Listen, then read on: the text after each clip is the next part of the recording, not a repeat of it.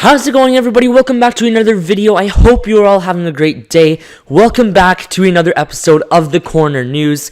Now we are very close to hitting 100 subscribers. I think by the time I'm filming this episode, we are about 13 subscribers away. So make sure you guys tell all of your friends about the channel. I think our goal is to hit 200 by Christmas, or over 200 by Christmas. If you guys did get one of these Connor's Corner stickers, we've been handing them out like crazy, like I've said in the last couple of videos. And the draw is going to be this Saturday in the next episode of the Corner Prophecies. We'll be doing the draw at the beginning of the video. I think we'll probably be doing a draw for 5 t-shirts in the first video, so make sure you guys stay tuned for that. I've also really started posting, or I've started posting on my Instagram page, connors.corner.hockey, so go check that one out on Instagram. I've started posting people's pictures of them putting the sticker on different objects, so make sure you guys go check that out. And I'll probably be posting a picture of yours if you did put it on one of your objects and posted it on Instagram. So yeah, go make sure you check that out. I'll also be posting news that's not big enough for me to put in my videos, but big enough for me to post on Instagram that you guys will probably be interested in. So make sure you guys go check that out. I'll really start posting on there in the near future. And without further ado, we've got a lot to talk about, so let's get into it. Alright, so there were a couple huge firings in the National Hockey League this weekend, both coaches and both teams in the Western Conference. Let's start with, in my opinion, the bigger one, the Edmonton Oilers firing Todd McLellan, and in comes Ken Hitchcock. So let's start with Todd McLellan. It just didn't really seem like it was working out with Edmonton.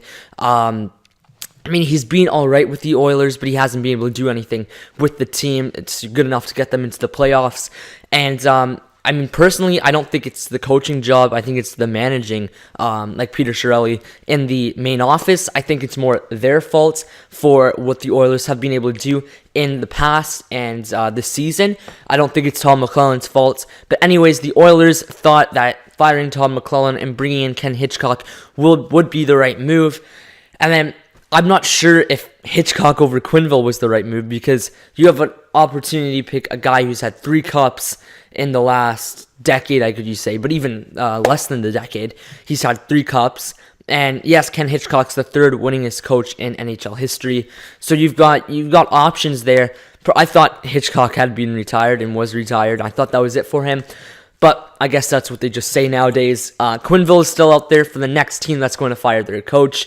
Mike Yeo, this one actually happened before the Oilers. Mike Yeo was fired for the St. Louis Blues, so another one. This is the 3rd this season. I think there's been 3 this season.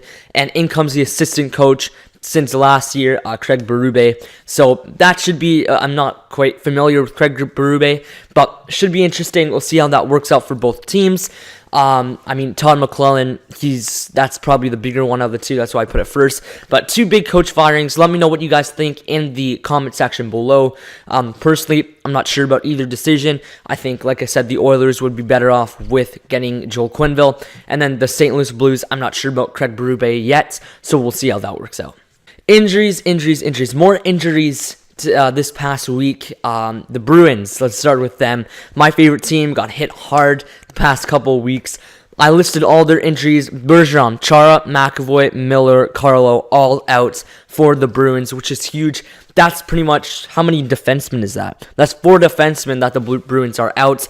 So Jeremy Lauzon is playing first-line minutes with Grzelcyk now, which is crazy. Imagine if they still had Torrey Krug out. That defense would be so weak right now. But they still are able to pull off a couple victories. Now they're out. Now they're without Patrice Bergeron for 4 weeks. That is a big loss for the Bruins. We'll see how they do without Bergeron. Obviously, it's going to hurt a lot. In my opinion, he's one of the best players in the National Hockey League. And maybe if you don't want to put him in the best players conversation, the most valuable player to that team, I would think, would be Bergeron. He's just a beast. He's the core of the Bruins. He's holding the whole team together. That could be a huge hit for the Bruins. And as you can see here on the headline teams that are hot, I've got the Toronto Maple Leafs right there, and we will talk about them later. But the other injury news, Vincent Trocheck, I did not check out how long he will be out for, but the injury was pretty bad. I watched the video, and he had to be carried out on a stretcher, which was horrible. Something in his ankle, and it was just a bad injury. Make sure you guys go check that out. It was horrible. I think he's out for, and I think it said he would be back this season, but he is going to be out for a long time. So here's the injury news. There were a couple other minor ones, like Ben Bishop out for a week, but he should be back soon. So those are the injuries. Let me know, how do you think the Bruins will fare without 4 of their defensemen and without Patrice Bergeron down below. And let me know on the Vincent Trocheck injury as well. The last headline I have for you guys, teams that are hot, teams that have been playing super well recently. I've got the Maple Leafs, the Sabres, and the New York Rangers. Let's start with the Toronto Maple Leafs. I live in Toronto, so obviously I'm hearing about them a lot. They're doing it without Austin Matthews, which is huge. That's pretty crazy that they're able to do that without him. So it's been a fantastic start to the year for the Leafs. They're second in the National Hockey League, only 1 point behind the Nashville Predators for first last time I checked, so it is very close there. Yes, they've played more games than almost all the National Hockey League, but they've won most of those games as well. So the Leafs are doing fantastic recently. They've won 4 in a row. They play tonight against the Carolina Hurricanes, see if they can keep it up. The Hurricanes have been playing okay, but I do think the Leafs will come out with the victory tonight. And let me just remind you guys that I went 9-2 last week in my Saturday night predictions, so hopefully I'll do better. I told you guys I would do better, and I think it worked out last week, so we'll talk about that more on Saturday. But the Maple Leafs have had a fantastic start to the year. Morgan Riley's just been unreal, and that's really hurt everybody else in my fantasy league, except for the guy that's had him. He's been fantastic. He's scoring at above yours pace. I saw a comment that said to talk about Morgan Riley, so there you guys go. But he's had a fantastic start to the year. Same with Mitch Marner. I think he's leading the team after Morgan Riley, or even if he is ahead of Riley now. They both had fantastic starts to the year. On to the Buffalo Sabres. This team surprised a lot of people. They've won 6 in a row. They've been sensational. Surprisingly, Jeff Skinner was still available in my fantasy league, so I picked him up like that, and he's just been unbelievable for the Sabres. So that team is really surprising a lot of people. I think they're definitely going to be in the playoffs this year. I think this is finally their year.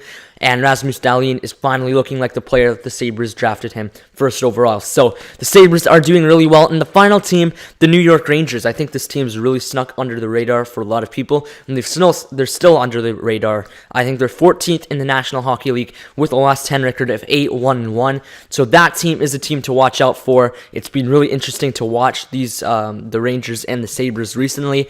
I don't think anybody thought that they would be doing this well at this point. So those are the 3 teams that I do have right now. Maybe this Sunday I'll be doing a recap or a look at the standings this Sunday coming up. Let me know if you guys want to see that. That's it for all the news I've got for you guys today. It's Wednesday, so I hope you guys all enjoyed this episode of the Corner News. Again, another reminder, the draw for the Connor's Corner t-shirts will be this Saturday. This Saturday, we'll be drawing, I think, 5 of those t-shirts. So make sure you guys tune in for that mini video. Make sure you guys continue to put it on objects that you think a lot of people will see it on.